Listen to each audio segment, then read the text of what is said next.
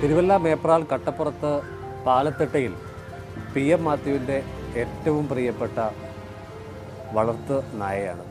അന്ന് അച്ചായൻ മരിച്ച് ബോഡി ആംബുലൻസിലേക്ക് കയറ്റിയ സമയത്ത് സത്യത്തിൽ ഇവനെ എവിടെയായിരുന്നു മാറ്റിയിട്ടിരുന്നത്? പുറവശത്തൊരു റൂമിനകത്ത് കഥവെല്ലാം കടിച്ചു പറിച്ച് ചാടി.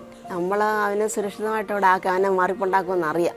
എന്നാൽ അതുപോലെ അച്ചാനുമായിട്ട് ഭയങ്കര സ്നേഹം അവന്. പുള്ളി ഒരു മിനിറ്റ് കാണാൻ നിൽക്കത്തില്ല. അന്നേരം അങ്ങനെ ബന്ധോസായി നമ്മൾ പൂട്ടി താക്കോലി ഞങ്ങളുടെ കയ്യിലുണ്ട്. പക്ഷേ പട്ടി എടുത്ത സമയത്ത് ആംബുലൻസെ കാണുന്നതിന് നേരത്തെ പിന്നെ ആരോ വലിച്ചു പറിച്ച് മാറ്റിയപ്പോൾ ഭയങ്കര കരച്ചിലായിരുന്നു.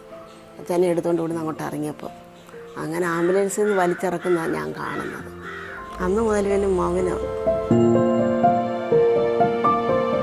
PM മാത്യുവിനോടൊപ്പം കട്ടിലിൽ ഒരു പുതപ്പിനടിയിൽ ഉറങ്ങി ശീലിച്ചതാണ് ആത്മബന്ധത്തിന്റെ കാതൽ.